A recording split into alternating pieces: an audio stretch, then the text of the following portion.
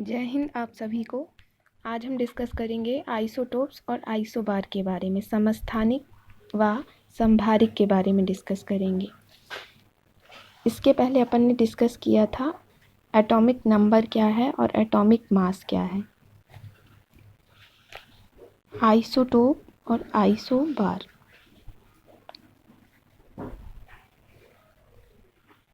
Isotope मतलब समस्थानिक, isobar मतलब संभारिक। इनके नाम से आपको समझ आ रहा होगा, यहाँ पर लिखा हुआ है संभारिक। संभारिक मतलब यहाँ पर क्या समान होता है? परमाणु भार।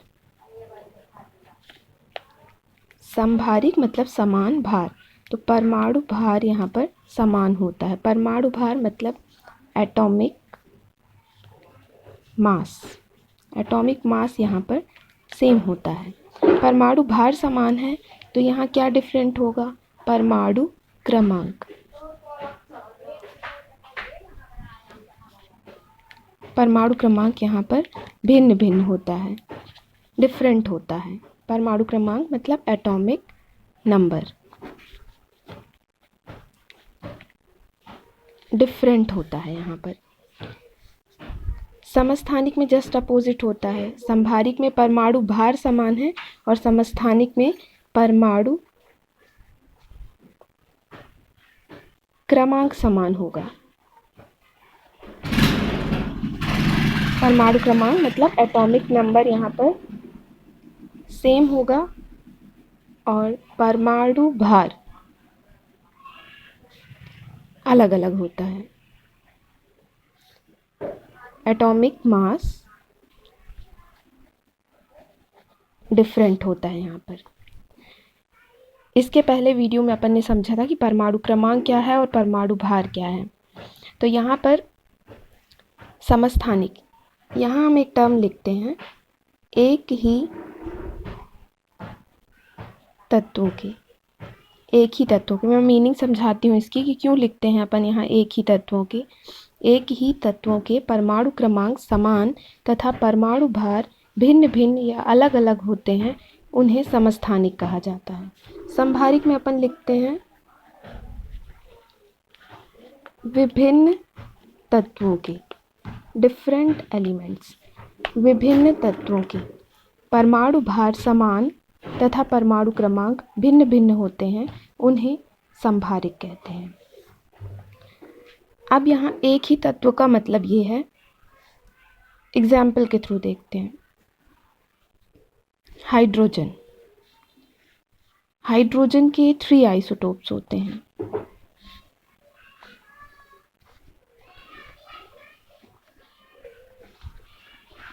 थ्री आइसोटोप्स हैं। अब यहाँ लिखा हुआ है परमाणु क्रमांक समान। एक ही तत्व, तो तत्व अपन ने क्या लिया है? तीनों में सेम है। यहाँ पर हाइड्रोजन ही लिया है, एक ही तत्व लिया है। परमाणु क्रमांक क्या होना चाहिए? समान होना चाहिए आइसोटोप्स में। तो परमाणु क्रमांक अपन नीचे लिखते हैं एटॉमिक नंबर। तो यहाँ पर भी एक लिखा, ये भी एक लिखा और यहाँ पर भी एक लिया। समान है यहाँ पर परमाणु क्रमांक। परमाणु भार क्या होना चाहिए? यहाँ पर अलग अलग होना चाहिए। तो फर्स्ट में इसे प्रोटियम नाम दिया जाता है, प्रोटियम कहते हैं। एटॉमिक मास यहाँ पर 1 और एटॉमिक नंबर कितना है? 1।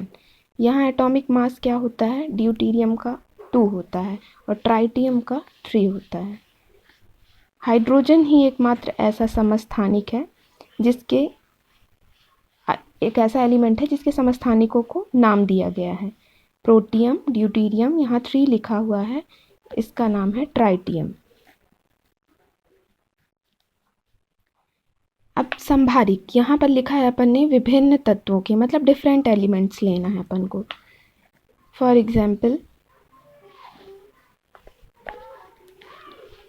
Organ, potassium, calcium.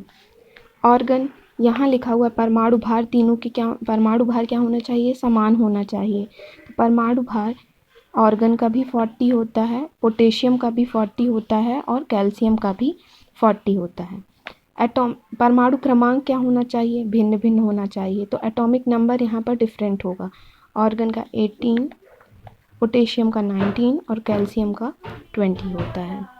अब देखिए परिभाषित करते हैं कि आप लिखेंगे कैसे इसे, कि आइसोटोप्स क्या है या आइसोबार क्या है। तो आप लिख सकते हो elements which have same atomic number but different mass number is called isotopes.